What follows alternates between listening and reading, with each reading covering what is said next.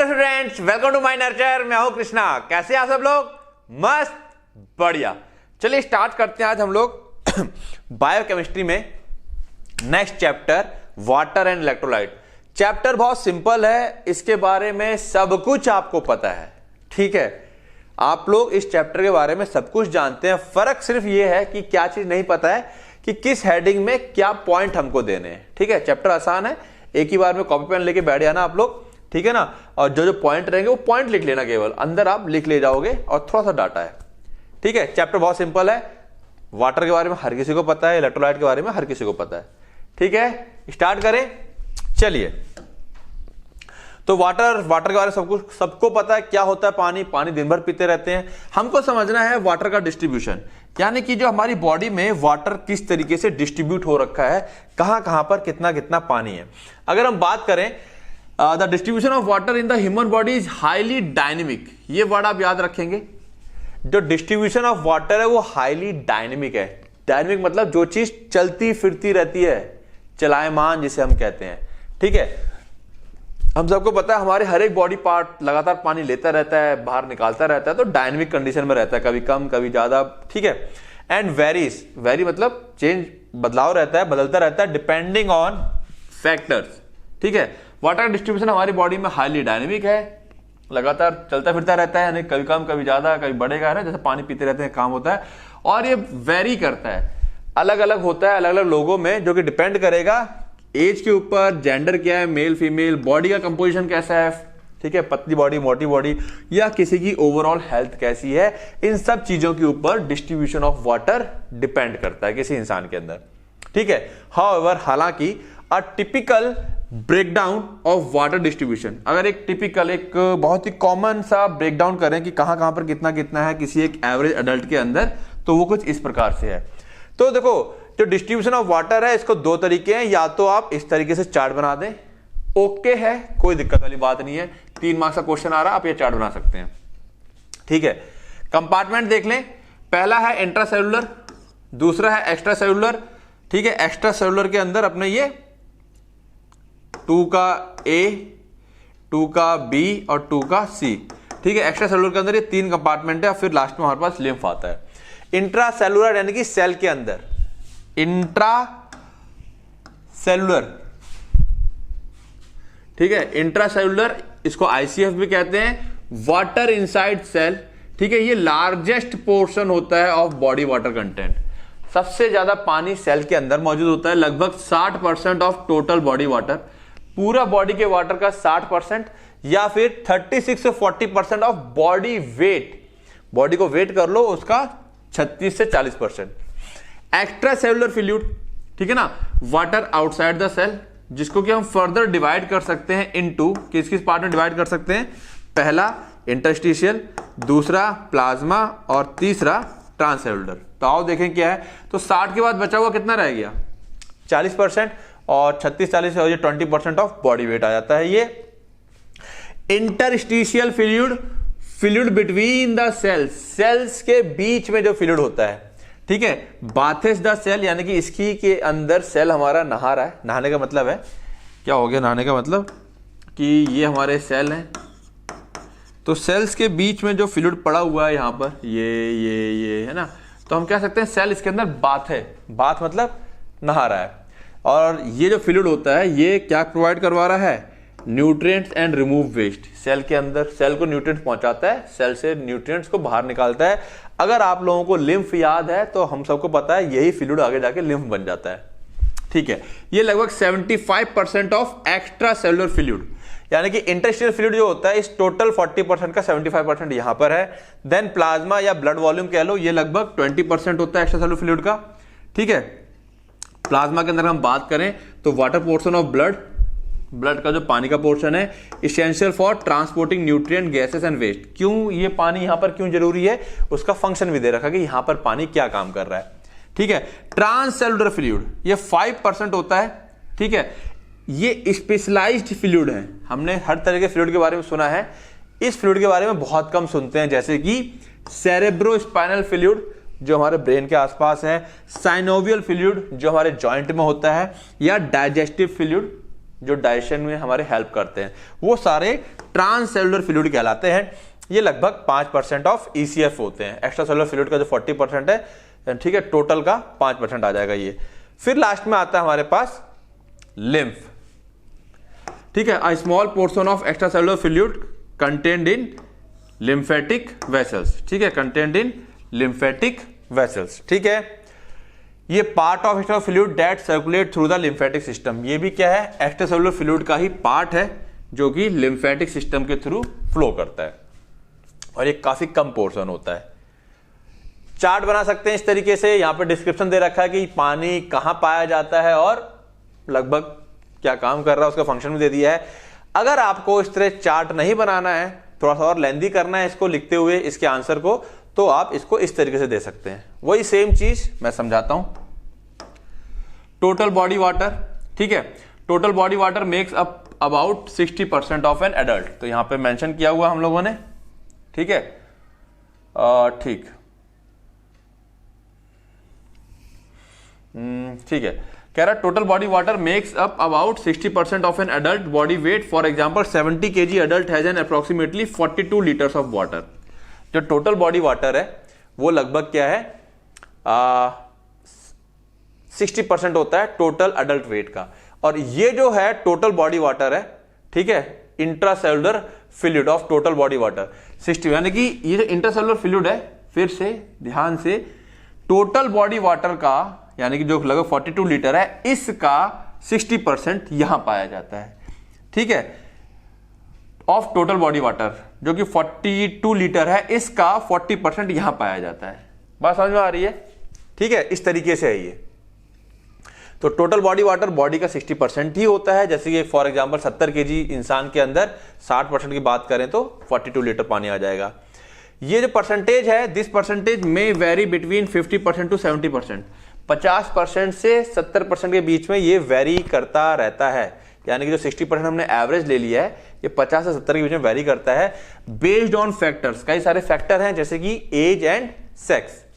For example man typically have a higher percentage of body water, आदमी के अंदर body water का percentage ज्यादा होता है कंपेयर टू वुमेन, वुमेन्स के कंपैरिजन में, due to higher muscle mass, क्योंकि जो मैन्स होते हैं उनका जो मसल्स होती हैं वो ज्यादा होती हैं कंपेयर टू वुमेन, ठीक है, तो मसल्स ज्यादा है तो पानी भी ज्यादा होल्ड करेंगे वो लोग। Which contains more water than fat, ठीक है, जो मसल्स होती हैं प्रोटीन, उसके अंदर ज्यादा पानी होल्ड करने की क्षमता होती है कंपेयर टू फैट। वुमेन्स के अंदर फैट का कंटेंट थोड़ा ज्यादा होता है, ठीक है। अब टोटल बॉडी वाटर, देन इसको हम डिवाइड करेंगे इंट्रासेलुलर फ्लूइड, ठीक है, यानी कि वही सारी कहानी आ गई यहां पर।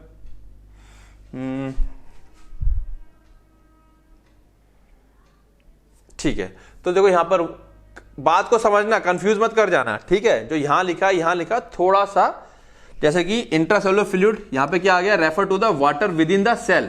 वाटर कहां है, सेल। तो सबसे अच्छा आपके लिए चार्ट है, आप क्या करेंगे, सबसे अच्छी चीज ये वाला पॉइंट यहां दे करके, ठीक है, टोटल बॉडी वाटर, यहां पे एरो गलत हो गया, ये वाला पॉइंट यहां पे डाल करके, ठीक है, लिख करके फिर ये अंदर पार्टीशन कर दो। तो जैसे कि मतलब टोटल बॉडी वाटर हमारा ये हो गया, उसके अंदर इंट्रासेलुलर फ्लूइड क्या होता है, जो सेल के अंदर पाया जाता है।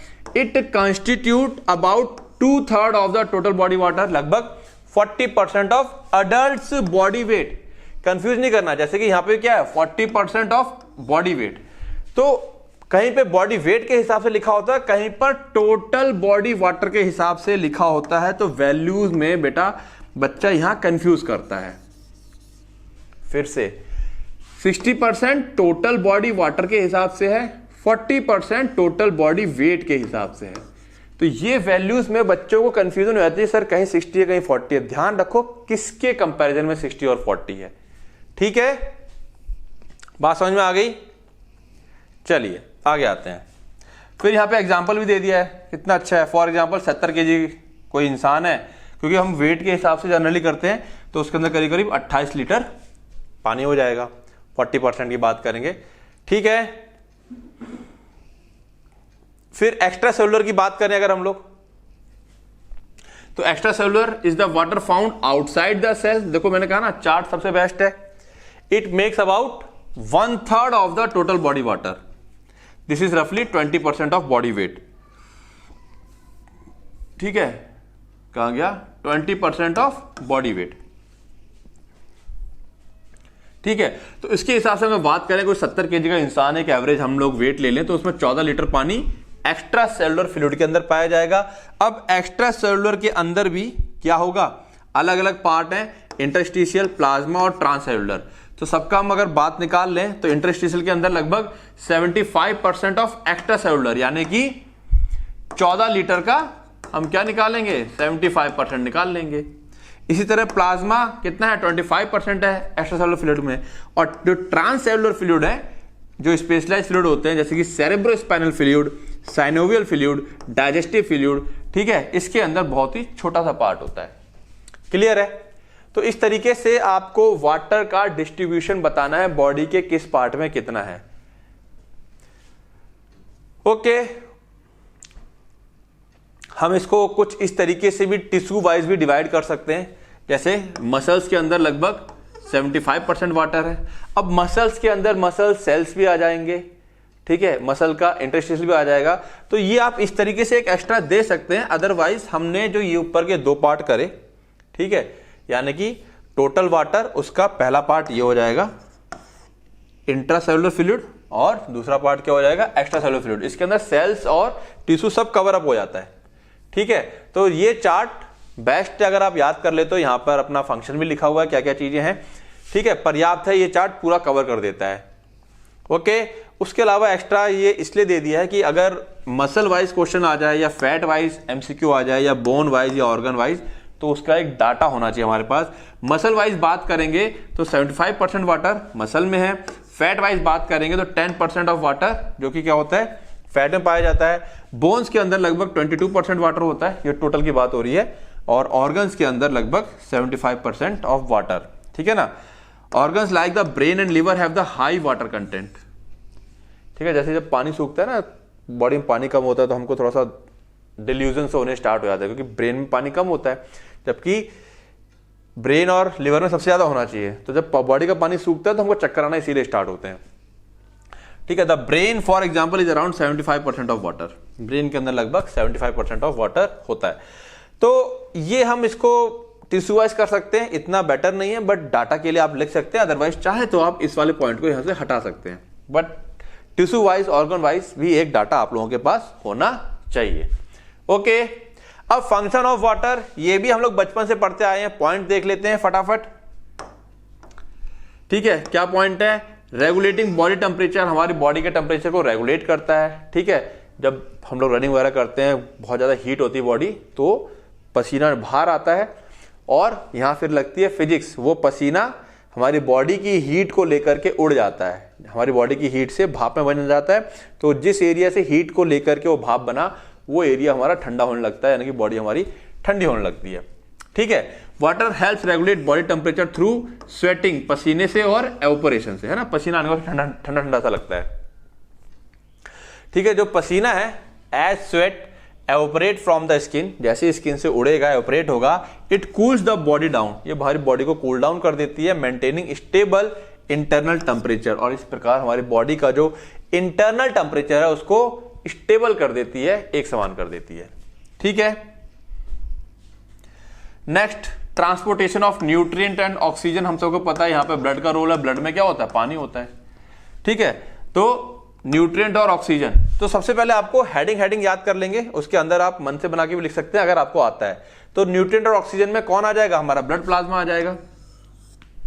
ठीक है, water is the primary component, सबसे मेन कंपोनेंट है हमारा ब्लड प्लाज्मा का, जो कि ऑक्सीजन, न्यूट्रिएंट्स एंड हार्मोन्स को कैरी करती है किसके पास? सेल्स के पास, और साथ साथ में ट्रांसपोर्ट करती है वेस्ट प्रोडक्ट को टू बी एलिमिनेटेड।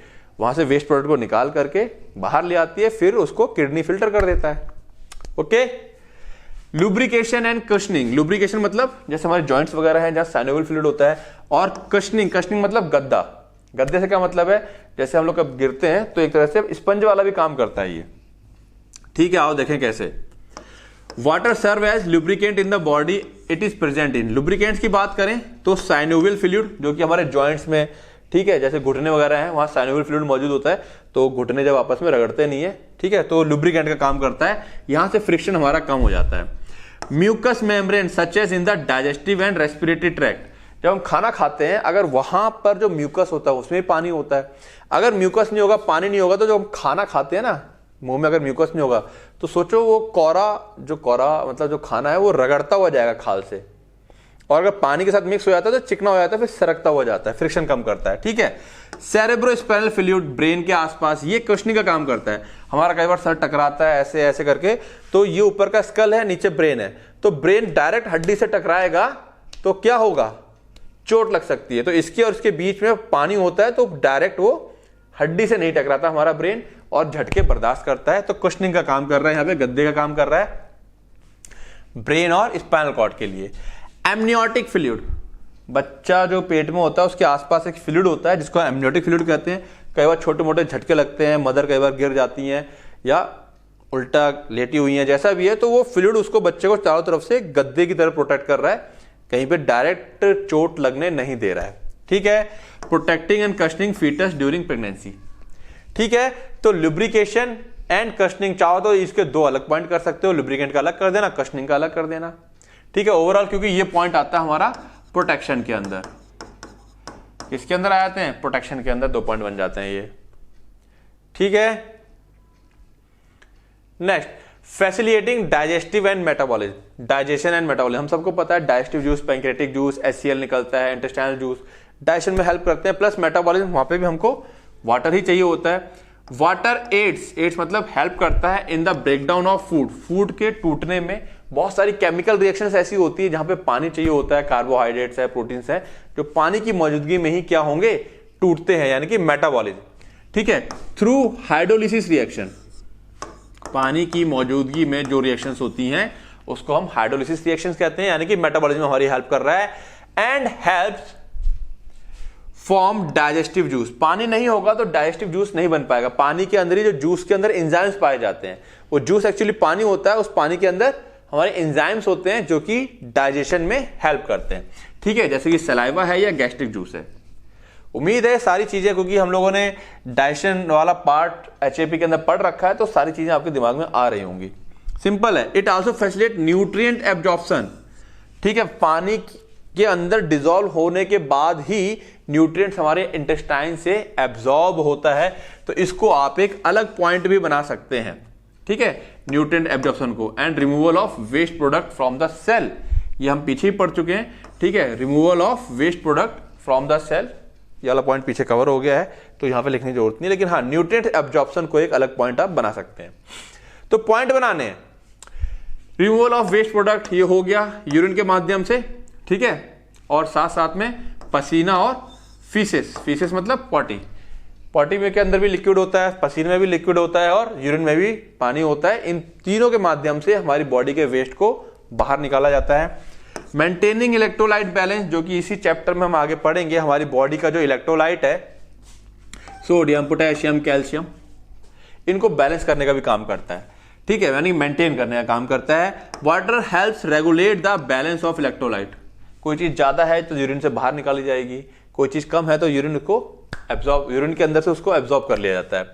ठीक है, ओके। वाटर हेल्प्स रेगुलेट का मतलब कम ज्यादा करना, कंट्रोल करता है the balance of electrolyte in the body which is crucial for nerve function. Crucial मतलब निर्णायक। नर्व फंक्शन में जो इलेक्ट्रोलाइट्स होते हैं बहुत ज्यादा हेल्प करते हैं। नर्व, जो हमारे नर्व का कंडक्शन होता है ना, कोई गर्म चीज छुई, हाथ हटाया, तो ये जो फंक्शन होता है, ब्रेन तक सिग्नल जाना, फिर सिग्नल आना, that is your nerve function. Muscles के कॉन्ट्रैक्शन में and maintaining cell membrane potential. Membrane potential उम्मीद है आप लोगों को पता होगा। नर्व कंडक्शन जो होता है उसमें भी पोटेंशियल होता है, एक तरफ पॉजिटिव एक तरफ नेगेटिव। हार्ट का हम लोगों ने जब पढ़ा था वर्किंग, उसमें भी एक तरफ पॉजिटिव एक तरफ नेगेटिव पोटेंशियल था। तो ये जो पानी है जो इलेक्ट्रोलाइट को बैलेंस करता है, ठीक है, जिसकी वजह से क्या क्या चीजें हो रही हैं, नर्व फंक्शन, मसल कॉन्ट्रैक्शन, और साथ साथ में मेम्ब्रेन पोटेंशियल हमारा बैलेंस है, बढ़िया है। Maintaining cell structure and function, cell का जो स्ट्रक्चर है और जो उसका फंक्शन है उसको भी बरकरार रखता है। Water maintain cell turgidity, turgidity का मतलब सेल के अंदर जितना होना चाहिए टाइटनेस, उसको मेंटेन रखता है, शेप को। एंड सपोर्ट बायोकेमिकल रिएक्शन, जो रिएक्शन हो रही है, अभी रिएक्शन का पार्ट हमने ऊपर भी किया, सेल के अंदर जो भी रिएक्शन हो रही है उसको ये परफॉर्म करने में हेल्प करता है कौन? पानी। विदाउट एडिक्वेट वाटर सॉरी, बिना पर्याप्त पानी के सेल्स कैन श्रिंक, सेल सिकुड़ जाएंगे, and critical cellular functions are disrupted, और जो क्रिटिकल बहुत ही इंपॉर्टेंट सेल के फंक्शंस हैं वो डिसरप्ट हो जाएंगी, खराब हो जाएंगी। सपोर्टिंग केमिकल रिएक्शंस, ये भी कहीं ना कहीं मेटाबॉलिज्म से जुड़ा हुआ है। बहुत सारे जो केमिकल रिएक्शंस होते हैं, many chemical reactions in the body specially those involved in metabolism, जो हमारे मेटाबॉलिज्म में हो रहे हैं, depend on water as a medium और रिएक्टेंट। तो कई बार पानी की जरूरत होती है, पानी की मौजूदगी में रिएक्शन टूटता है, या कई बार सिर्फ मीडियम के तौर पे चाहिए होता है, कई बार रिएक्टेंट के तौर पे चाहिए होता है। पानी हर तरीके से काम कर रहा है, केवल मीडियम होना चाहिए कि हाँ उसी मीडियम में काम हो पाएगा, पानी की मौजूदगी में ही, मतलब पानी है तो वहां पे एंजाइम अपना काम कर पाएगा, या कई बार पानी खुद रिएक्ट करेगा और उसको तोड़ेगा। दोनों तरीके से काम करता है। For example, water participates in the breakdown of macronutrients, protein, fat, carbohydrate during digestion. सबसे अच्छा एग्जाम्पल है, बिना पानी के हमारी बॉडी फैट, प्रोटीन, कार्बोहाइड्रेट जो हम खाते हैं उसको वो तोड़ नहीं पाएगी, पानी की मौजूदगी में ही ये टूटते हैं। ठीक है। Then supporting blood volume and circulation, तो देखो वही सेम पॉइंट अलग बन सकते हैं यहां पर। तो एडिक्वेट हाइड्रेशन, अगर पानी पर्याप्त है हमारी बॉडी में, मेंटेन प्रॉपर ब्लड वॉल्यूम, हमारी बॉडी का जो ब्लड का वॉल्यूम है 5 लीटर बना रहेगा। पानी अगर कम होता चलाएगा, सूखता चलाएगा, तो खून हमारा गाढ़ा होता चला जाता है, दिक्कत करता है फिर वो। ठीक है, जो ब्लड वॉल्यूम है वो इसेंशियल है, which is essential for efficient circulation, ताकि प्रॉपर सर्कुलेशन होता रहे। जब प्रॉपर सर्कुलेशन होगा, बॉडी में प्रॉपर ब्लड चारों तरफ फ्लो करेगा, तो उससे क्या होगा? Delivery of oxygen and nutrients through out the body ये प्रॉपर हो जाएगी। ठीक है, ब्लड वॉल्यूम प्रॉपर है तो सर्कुलेशन प्रॉपर होगा, सर्कुलेशन प्रॉपर है तो ऑक्सीजन और न्यूट्रिएंट्स की डिलीवरी पूरी बॉडी में सही होगी। मेंटेन स्किन हेल्थ, हम सबको पता है स्किन की कोई प्रॉब्लम है, मुहासे हैं, स्किन रैशेस हैं, कुछ भी है, पानी पियो। ये मेरे ख्याल से ऑलमोस्ट सभी गर्ल्स को तो पता ही होगी ये बात कि पानी पीने से स्किन की प्रॉब्लम दूर हो जाती है। बॉयज को भले ना पता हो एक बार को, बट अब सब लोग जागरूक हैं, सबको पता है ये चीज। खैर, okay, water helps keep the skin hydrated, हमारी स्किन जब हाइड्रेटेड रहती है, प्रॉपर मात्रा में पानी रहता है, तो ड्राइनेस नहीं आती है, preventing dryness and maintaining skin elasticity, और साथ साथ में स्किन की इलास्टिसिटी मेंटेन रहती है, which contribute to overall skin health. जब स्किन की इलास्टिसिटी, स्किन में जितना खिंचाव है वो मेंटेन रहेगा, प्लस हाइड्रेटेड रहेगी, तो पूरी की पूरी हमारी स्किन क्या रहती है? हेल्दी रहती है। तो बेटा जैसे मैंने कहा, ये चैप्टर ही पूरा सिंपल है, केवल आपको पॉइंट समझने, आप केवल ये 10-11 पॉइंट याद कर लें, उसके अंदर फिर मन से लिख सकते हैं स्किन हेल्थ के अंदर। अच्छा, स्किन पानी प्रॉपर रहेगा तो स्किन हमारी हेल्दी रहती है, इस तरह से कुछ पॉइंट्स मन से बना के भी लिख सकते हैं। ये पॉइंट्स आपको याद रखना है। एडिंग डिटॉक्सिफिकेशन, हेल्प, एडी मतलब हेल्प करता है, डिटॉक्सिफिकेशन हमारी बॉडी से जो टॉक्सिन्स है उनको बाहर निकालने में हेल्प करता है। कैसे? Water facilitate the functioning of kidney, overall कहानी किडनी पे आएगी। ठीक है, हम सबको पता है किडनी पूरे बॉडी के जो ब्लड को फिल्टर करती है, और ब्लड के अंदर क्या है? पानी है, तो इस प्रकार कहीं ना कहीं डिटॉक्सिफिकेशन में हेल्प कर रहा है। लिवर मेटाबॉलिज्म के माध्यम से टॉक्सिन्स को बाहर निकालता है, फिर वो टॉक्सिन्स पानी में डिसॉल्व होकर के ब्लड में जाते हैं और फिर किडनी से जाते हैं। ठीक है, एंड अदर डिटॉक्सिफाइंग ऑर्गन्स, बाकी ऑर्गन्स भी हैं बॉडी के जो डिटॉक्सिफिकेशन का काम करते हैं, वहां पर पानी का ही रोल होता है।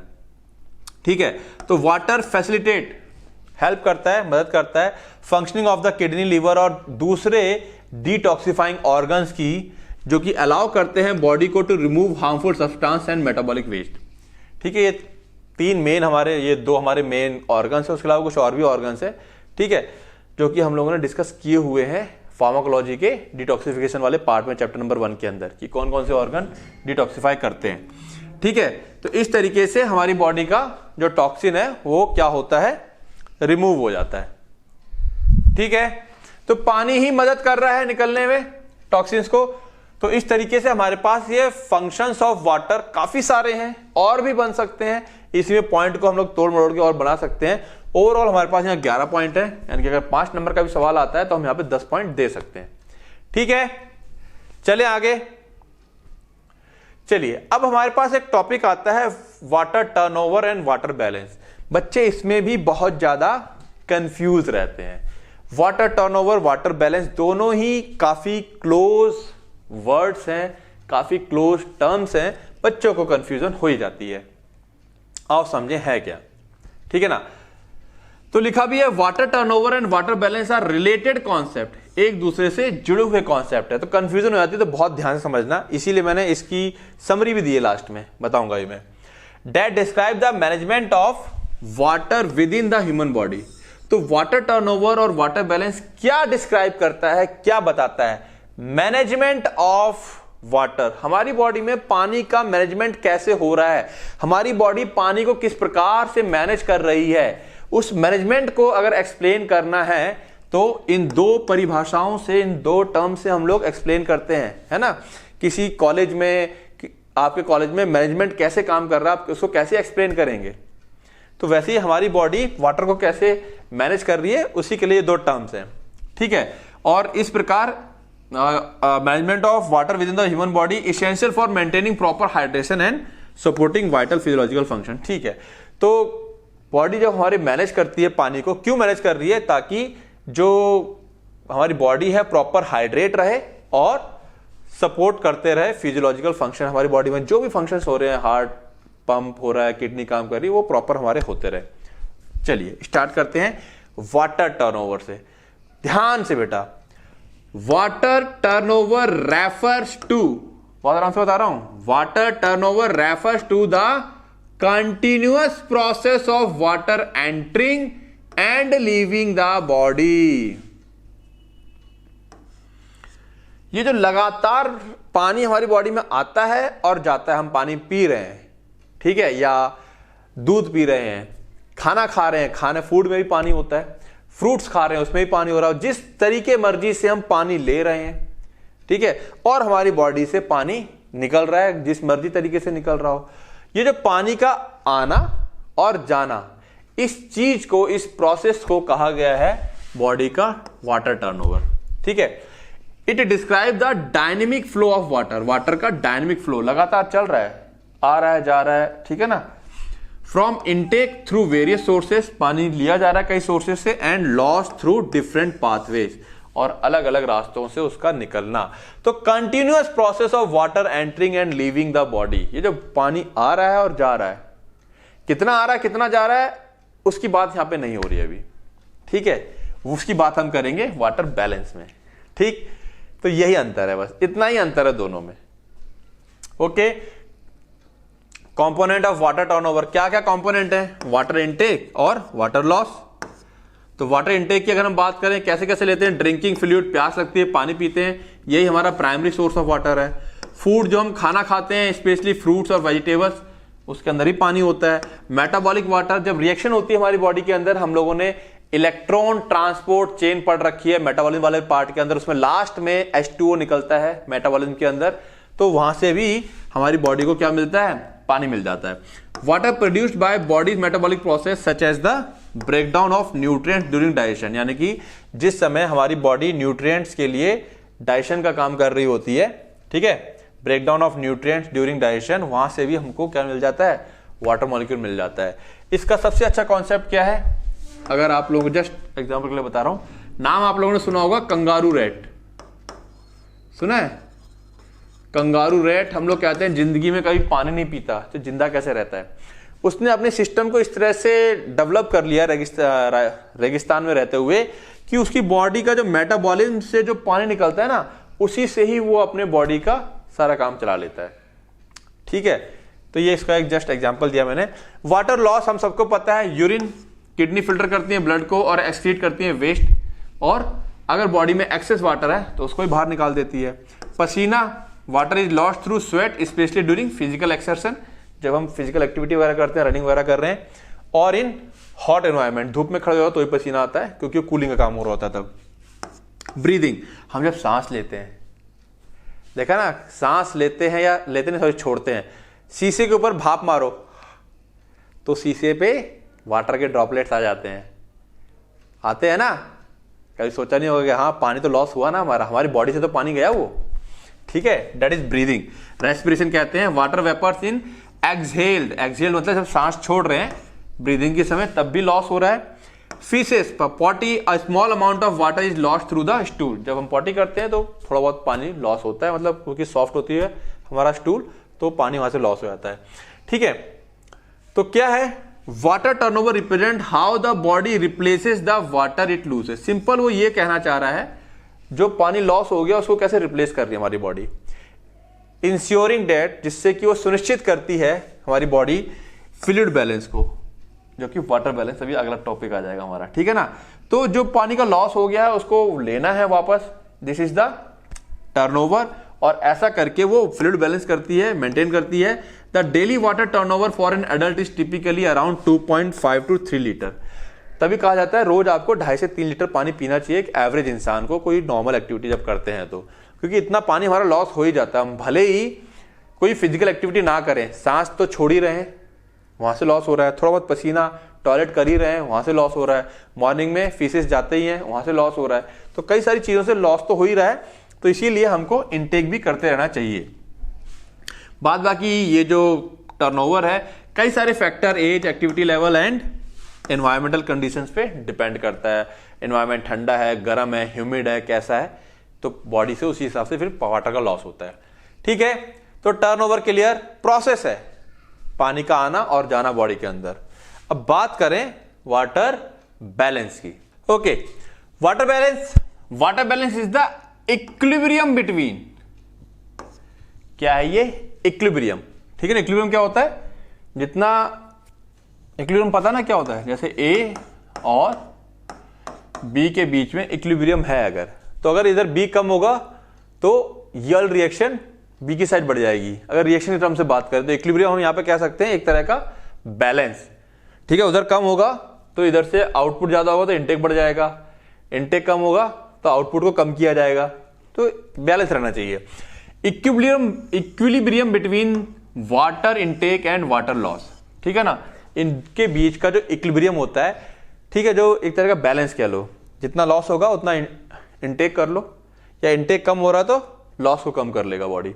ठीक है, उसी को हम लोग वाटर का बैलेंस कहते हैं और कुछ नहीं है। ठीक है, और ये जो प्रोसेस हुई आने जाने वाली उसको टर्नओवर कहा गया।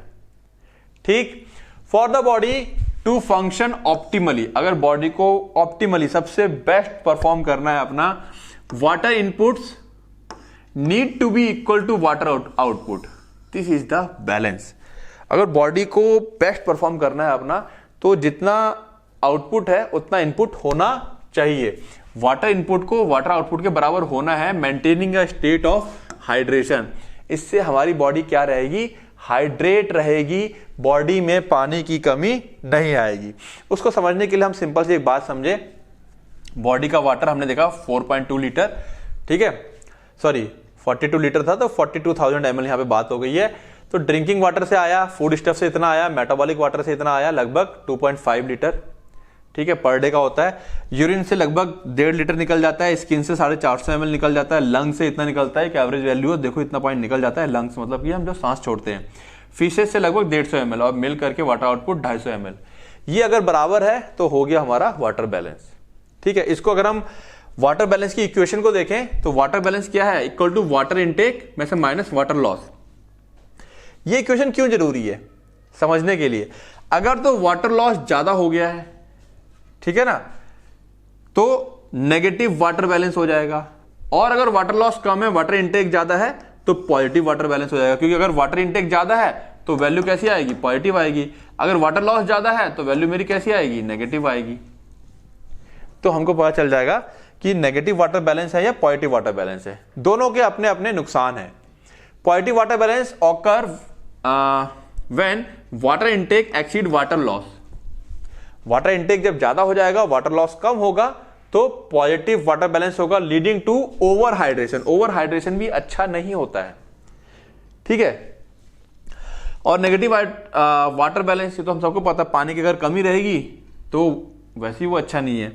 Occur when water loss exceed intake, जो वाटर का लॉस है वो ज्यादा हो जाएगा, इनटेक कम होगा, रिजल्टिंग इन डिहाइड्रेशन, जिसकी वजह से डिहाइड्रेशन हो जाएगा। डिहाइड्रेशन हम सबको पता है। अब importance of water balance. Water balance क्यों इंपॉर्टेंस है, आओ देखें जरा। वाटर अगर बैलेंस रहेगा, वाटर बैलेंस इज क्रूशियल, निर्णायक होता है फॉर मेंटेनिंग हमारी बॉडी का मेंटेन करता है हाइड्रेशन, हमारी बॉडी में इलेक्ट्रोलाइट बैलेंस मेंटेन रहेगा, यानी कि ओवरऑल अगर वाटर बैलेंस रहेगा, हमारी बॉडी हाइड्रेट रहेगी, तो इसकी इंपॉर्टेंस वो सारी आएंगी जो कि हम लोग ऊपर पानी के फंक्शन देखे थे हम लोगों ने। उसमें भी अगर हम सबसे इंपॉर्टेंट की बात करें तो उसमें हाइड्रेशन सबसे इंपॉर्टेंट आ जाएगा, इलेक्ट्रोलाइट बैलेंस आ जाएगा, टेम्परेचर का रेगुलेशन आ जाएगा, ठीक है, और ब्लड वॉल्यूम एंड सर्कुलेशन आ जाएगा। यानी कि जो पानी के फंक्शन हम लोगों ने देखे थे उसमें वाटर बैलेंस अगर डिस्टर्ब होता है तो ये 4 कंपोनेंट सबसे पहले क्या हो जाएंगे, डिस्टर्ब हो जाएंगे, ठीक है। बॉडी हाइड्रेट नहीं रहेगी तो उससे क्या होंगी, जो हमारी सेलुलर एक्टिविटीज हैं जैसे कि मेटाबॉलिज्म और वेस्ट रिमूवल, वो क्या होगा, अफेक्ट कर जाएगा। इलेक्ट्रोलाइट बैलेंस, सोडियम और पोटेशियम, इन ये बैलेंस सबसे पहले बिगड़ जाएगा, ठीक है। टेम्परेचर रेगुलेशन प्रॉपर नहीं हो पाएगा, हमारी बॉडी का पसीना वगैरह उतना नहीं निकलेगा, पानी की कमी है अगर तो पसीना नहीं आएगा उतना और बॉडी हमारी हीट हो रही है। ब्लड वॉल्यूम नहीं है तो अगेन वही है, ब्लड वॉल्यूम मेंटेन नहीं होगा तो सर्कुलेशन प्रॉपर नहीं होगा, बॉडी के एक एक पार्ट में प्रॉपर सर्कुलेशन नहीं होगा। Adequate hydration maintain blood volume, ये बात हमको पता है कि जब एडिक्वेट हाइड्रेशन होता है, हाइड्रेशन पर्याप्त है, तो ब्लड वॉल्यूम मेंटेन रहता है, जिसकी वजह से ऑक्सीजन, न्यूट्रिएंट और हार्मोन का ट्रांसपोर्ट होता है, तो ये सब डिस्टर्ब हो जाएगा। तो ये 4 पॉइंट हम लोगों ने पहले भी पढ़े थे, ठीक है। तो वही 4 पॉइंट यहाँ पे मेन है जो डिस्टर्ब होते हैं अगर वाटर बैलेंस डिस्टर्ब हो जाएगा, यही इसकी इंपॉर्टेंस है। उसके बाद mechanism regulating water turnover and balance, mechanism of होना चाहिए regulating water turnover and balance. तो क्या हमारी बॉडी ने कोई मैकेनिज्म भी बना रखा है इसको बैलेंस या टर्नओवर को मेंटेन करने के लिए? वाटर, मान लो पसीना ज्यादा आ गया तब क्या करेगी हमारी बॉडी, अचानक से दौड़ लगा दी हमने तब क्या करेगी हमारी बॉडी? तो यस, हमारी बॉडी ने मैकेनिज्म बनाया हुआ है। मान लो पानी पी नहीं रहे हैं तो क्या यूरिन बनाएगी हमारी बॉडी, कम करेगी यूरिन बनाने को? हमारी बॉडी ने तरीके ढूंढ रखे हैं। तो जो 3 मेन तरीके हैं वो है थर्स्ट मैकेनिज्म, प्यास लगना। अगर बॉडी से ज्यादा पानी निकलेगा तो क्या होगा, हमको प्यास ज्यादा लगेगी, फिर बॉडी ऑटोमेटिक प्यास को जगा देगी और हम ज्यादा पानी पिएंगे, ठीक है। द हाइपोथैलेमस, ब्रेन का जो हाइपोथैलेमस होता है, detect changes in body water level, ये बॉडी वाटर के लेवल को चेक कर लेता है। सारा सिस्टम है हमारी बॉडी के पास, सारे सेंसर लगे हुए हैं, ठीक है। When water level drop it trigger thirst to encourage water intake, ठीक है ना। वाटर का लेवल डाउन होता है तो ये डिटेक्ट कर लेता है और वाटर के इनटेक को बढ़ावा देता है। Kidney function, kidney adjust urine production, भाई यूरिन को ज्यादा बनाना है कम बनाना है, किडनी एडजस्ट कर लेती है, ठीक है। टू रेगुलेट वाटर लॉस, जिससे कि वाटर के लॉस को कंट्रोल किया जा सके। एंटी डायूरेटिक हार्मोन हम सबको पता है, जो कि एंटी डायूरेटिक यानी कि यूरिन को बाहर निकलने से रोकता है अगर हम पानी कम पी रहे हैं। हेल्प कंजर्व वाटर, ये वाटर को कंजर्व करने में, अगर हम पसीना बोल रहा हूं, गर्मी में है और सफर कर रहे हैं, पानी नहीं है, तो हमारी बॉडी में ये एंटी डायूरेटिक हार्मोन किडनी को क्या करेगा, कंट्रोल करेगा और किडनी फिर यूरिन को कम बनाएगी। By signaling kidney to absorb water and reducing urine output, तो एंटी डायूरेटिक हार्मोन किडनी को सिग्नल देता है कि भाई बॉडी में पानी की कमी है, आप क्या करो, पानी को जो फिल्टर होकर आ रहा है उसको ज्यादा क्वांटिटी में एब्जॉर्ब करो और यूरिन आउटपुट को कम करो। फिर एक और हार्मोन है एल्डोस्टेरोन, ठीक है। उम्मीद है ये आपने जो हम लोगों ने पढ़ा था उसमें बीपी के मैकेनिज्म में, वहां से आपको थोड़ा बहुत कॉन्सेप्ट याद होगा, ठीक है। HAP में ही पढ़ा था हम लोगों ने, ठीक है, कि बीपी जब कंट्रोल करते तो उसमें भी इनका रोल रहता है। Okay, aldosterone help regulate water and sodium reabsorption to maintain blood pressure and fluid balance. जो एल्डोस्टेरोन है वो रेगुलेट करता है वाटर और सोडियम के रीएब्जॉर्प्शन को, जिससे कि हमारी बॉडी का बीपी और फ्लूइड बैलेंस मेंटेन रहता है, ठीक है। तो किडनी के फंक्शन के हेल्प से हम लोग रेगुलेट करते हैं, पानी को कम ज्यादा कर सकते हैं। देन थर्स्ट मैकेनिज्म हमारी बॉडी ने सेट किया हुआ है। स्वेटिंग हमारी बॉडी ने सेट किया हुआ है। स्वेटिंग इंक्रीजेस वाटर लॉस, जितना पसीना आएगा पानी का लॉस बढ़ेगा, स्पेशली ड्यूरिंग फिजिकल एक्टिविटी, खास करके जब हम लोग फिजिकल एक्टिविटी करते हैं और इन हॉट क्लाइमेट। और अगर गर्म वातावरण में चल रहे हैं, ऑब्वियसली बात है गर्म होता है तो हमको ऑटोमेटिक पसीना आ जाता है। The body compensate by stimulating fluid intake and reducing water loss in other areas. तो अगर पसीना ज्यादा आ रहा है तो बॉडी इसको किस प्रकार से कंपनसेट करेगी? भाई पसीने को रोक नहीं सकती वो, क्योंकि बॉडी को ठंडा करना ही है, तो पसीना तो निकल के रहेगा। इस पानी के लॉस को कंपनसेट करने के लिए, बैलेंस करने के लिए बॉडी क्या करेगी, या तो हमारे प्यास, फ्लूइड के इनटेक को बढ़ाएगी, प्यास जगाएगी हमारे अंदर, या फिर वाटर लॉस को कम करेगी, यानी कि हमारी किडनी को ऑर्डर देकर के यूरिन आउटपुट कम कर देगी, ठीक है। तीन तरीके, पसीने को कंट्रोल नहीं कर सकते, ये ऐसा हमारी बॉडी ऐसा नहीं कर सकती कि हम रनिंग कर रहे हैं और हमारी बॉडी पसीने को रोक दे, ऐसा नहीं हो सकता।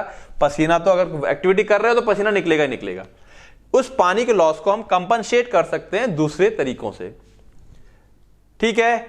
तो ये सारे पॉइंट है, क्योंकि हमारे पास सिलेबस में सिर्फ इतना लिखा है water turnover and water balance, उसके अलावा उसमें कुछ नहीं लिखा। तो हमें उसकी इंपॉर्टेंस, उसका मैकेनिज्म और कौन से फैक्टर उसको अफेक्ट करते हैं, ये सारी चीजें उसके अंदर हमें लिखनी पड़ेंगी अगर वो टॉपिक हमारा 5 मार्क्स के क्वेश्चन के अंदर आता है तो, ठीक है। तो कौन कौन से फैक्टर हैं जो अफेक्ट करते हैं वाटर बैलेंस और टर्नओवर को? एज हम सबको पता है, जो इन्फेंट्स होते हैं, तुरंत हुए बच्चे पैदा होते हैं या चिल्ड्रन होते हैं, have higher water turnover rate, ठीक है। इनका जो टर्नओवर रेट है वो हाई होता है compare to adult due to higher metabolic activity. क्यों अडल्ट के मुकाबले ज्यादा होता है? जैसे हम लोग तो भाई क्या है, भाई जो फिजिकल एक्टिविटी कर रहा है उसकी बात अलग है, नॉर्मल जो घर में बैठा है उसको तो ज्यादा कुछ काम करना नहीं है। प्लस क्यों? क्योंकि इनके अंदर, बच्चों के अंदर मेटाबॉलिक एक्टिविटी तो ज्यादा होती है और इनका लार्ज सरफेस एरिया होता है। लार्ज सरफेस एरिया मतलब बॉडी छोटी है तो इसकी वजह से बॉडी के सारे पार्ट्स एक्सपोज करते हैं। बॉडी सरफेस एरिया समझते हो ना? सरफेस एरिया से ऐसे मत सोचना कि भाई ये तो छोटी सी बॉडी, जैसे मैं बताऊं अब तुम लोगों को, सरफेस एरिया से कुछ लार्जर सरफेस एरिया, यहां से कुछ बच्चे कंफ्यूज हो सकते हैं। Relative to body weight, body weight से कंपेयर किया जा रहा है। जैसे मैं बताता हूं, सपोज, जैसे कि सपोज ये मेरे पास एक बॉक्स है, ठीक है। अभी इसके 1 2 3 4 6 सरफेस एरिया है इसके, ठीक है। अब इस बॉक्स को अगर मैं काट दूं बीच में से, क्या कर दूं, बीच में से काट दूं, तो 2 फेस, जहां से कट मारूंगा तो एक फेस इधर का, एक फेस इधर का और दिखने लगेंगे। यानी कि अब सरफेस एरिया बढ़ गया है ना। पहले ये था, लेकिन काटने की वजह से 2 सरफेसेस और सामने आ गए तो सरफेस एरिया बढ़ गया। ठीक इसी तरीके से वेट के हिसाब से अगर हम कंपेयर करें, हम लोग तो बड़े होते हैं, उसके हिसाब से बच्चे का सरफेस एरिया काफी ज्यादा होता है, भले वो छोटा है, ठीक है। जो ओल्डर अडल्ट्स होते हैं मे एक्सपीरियंस रिड्यूस्ड वाटर टर्नओवर, जो बूढ़े लोग होते हैं उनका टर्नओवर कम होता है। ये बेटा आपका एक एमसीक्यू बन सकता है कि बताओ टर्नओवर किसका कम है किसका ज्यादा है, तो ध्यान रखेंगे। Because of decreased metabolic rate, उनके अंदर मेटाबॉलिज्म कम हो गया होता है, मेटाबॉलिज्म रेट कम होता है, ठीक है। एंड डिमिनिश्ड थर्स्ट रिस्पॉन्स, और उनका थर्स्ट रिस्पॉन्स जो होता है, प्यास लगने का जो रिस्पॉन्स होता है वो भी काफी कम हो जाता है, क्योंकि उनकी फिजिकल एक्टिविटी कम हो चुकी होती है, तो ज्यादा प्यास का भी उनका ट्रिगर नहीं होता है पानी के लिए। देन फिजिकल एक्टिविटी, ये हम सबको पता है भाई, जो जितना फिजिकल एक्टिविटी करेगा वाटर टर्नओवर उसका इंक्रीज कर जाएगा। With higher level of physical activity due to increase sweating and respiration, उतनी ज्यादा वो तेज तेज सांस लेगा, पसीना निकलेगा, तो उसका वाटर टर्नओवर इंक्रीज कर जाएगा। एथलीट और इंडिविजुअल इंगेजिंग इन इंटेंस एक्सरसाइज, जो एथलीट हैं या जो ऐसे लोग हैं जो बहुत हार्ड एक्सरसाइज करते हैं, may require more water to replace what is lost, तो उनको ज्यादा पानी चाहिए होता है जो उन्होंने लॉस कर दिया है।